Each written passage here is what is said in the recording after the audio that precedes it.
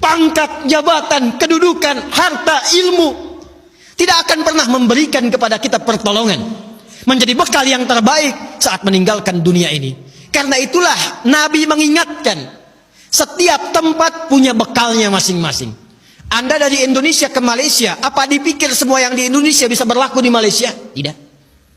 Anda dari Indonesia ke Amerika, apakah uang yang berlaku di Indonesia laku di Amerika? Tidak. Belum tentu bisa digunakan. Mas sekarang kita dari dunia akan berpindah ke alam selain dunia. Apakah akan menggunakan bekal dunia? Kata Allah, tidak. Bekal yang dibawa saat berpulang dan kita katakan meninggal dunia itu hanya satu, yaitu amal saleh. Di dalam Al-Quran tidak disebutkan amal saleh kecuali dengan kalimat zikrullah. Zikir. Zikir. Zikir. Zikir adalah nama lain dari amal saleh. Sekaligus secara bahasa juga pengingat. Seakan Allah ingin mengatakan, hei, ingat kamu akan wafat. Ingat kamu akan meninggal. Sekarang pangkatnya tinggi, hartanya banyak, ilmunya luas. Saat pulang ingat, saat meninggal dibawa tidak itu. Pakaian cuma 2 helai kain kafan, tidak ada kantongnya. Dibawa ke alam kubur, dunia tidak ada yang ikut. Zikir, ingat. Eling, ingat, kata Allah. Yang hanya bisa dibawa amal saleh. Karena itulah ketika Allah meminta kita menunaikan amal saleh, semua amalnya disebut dengan zikir. Bukankah kita diperintahkan menunaikan salat? Salat dalam Al-Quran disebut dengan zikir. Quran surah ke-20 Taha di ayat ke-14. Innani anallahu la ilaha illa ana fa'budni wa aqimis salata li dzikri. Baca Quran, Quran disebut dengan zikir. Quran surah Al-Hijr di ayat yang ke-9. Inna nahnu nazzalna dzikra wa inna lahu lahafizun. Menghafal Quran disebut dengan zikir. Disebutkan 4 kali di surah Al-Qamar ayat 17, ayat 22, ayat 32, ayat 40. Walaqad yassarnal Qur'ana lidzikri fahal mim muddakir. Doa itu amal saleh disebut dengan zikir. Quran surah ke-7 Al-A'raf ayat 205. Udzkur rabbaka fi nafsika tadarruan wa khifatan wa dunal jahri minal qaul. Anda setelah salat mengucapkan subhanallah, alhamdulillah, Allahu akbar, itu zikir. Quran surah ke-4 An-Nisa ayat 103. Fa idza qadaytumus salata fadhkurullah.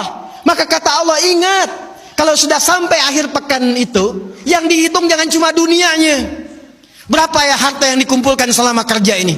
Di pasar berapa keuntungan yang diraih? Di kantor berapa omset yang didapatkan? Berapa pangkat yang sudah diletakkan di pundak itu? Berapa ilmu yang sudah diraih? Kata Allah, ingat, saat meninggal apa bekal zikir yang telah kamu siapkan? Bahkan jangan-jangan sampai sekarang pun, puluhan tahun kita hidup, untuk sholat pun belum mampu mengenal, mengetahui, memahami apa yang kita baca dalam sholat kita. Bahkan diberikan usia yang banyak pun, jangankan menghafal Quran, untuk baca pun masih belum punya waktu. Hadirin, anak-anak sekarang, kami katakan kepada Anda, saya membimbing anak-anak penghafal Quran. Ada yang matanya tak mampu melihat. Ada yang otaknya lumpuh. Usia 3 tahun, 4 tahun, menghafal Quran. Sampai hafal 30 juz. Dan ketika kami tanyakan kepada mereka, kenapa Anda menghafal Quran? Mereka katakan, untuk menjadi bekal ketika berjumpa dengan Allah subhanahu wa ta'ala. Ada seorang anak matanya buta. Orang katakan buta, kami katakan ditutup matanya oleh Allah supaya tidak memandang maksiat. Dia menghafal Quran, bapaknya menggendong, menaikkan ke motor, diantarkan ke penghafal Quran sampai selesai hafalan Qurannya. Ketika dia pulang ditanya, kalau kami ingin berikan hadiah, apa yang kau harapkan? Kata beliau, saya hanya ingin doa saja, supaya Allah meringankan hisab saya di hari kiamat. Saya ingin katakan, ya Allah, saya mengakui saya banyak berbuat dosa, maka mohon dengan Quran yang telah hamba hafalkan ini, kurangi hukuman kami ya Allah, ringankan hisab kami ya Allah.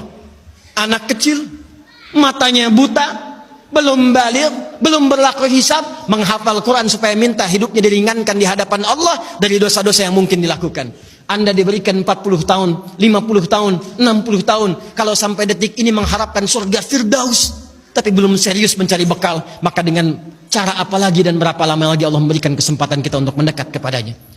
Karena itu insan beriman, bangun kekuatan, bangun silaturahim, jauhi sifat terpecah belah, jauhi polarisasi, satukan cinta di antara kita. Setelah itu tingkatkan ibadah kita, niatkan setiap pekerjaan kita untuk mendapatkan ridha Allah Subhanahu wa taala, dan setiap tempat yang kita pijak, pakaian yang kita kenakan, kelak semua akan bersaksi di hadapan Allah. Itulah ikhtiar dan ibadah kita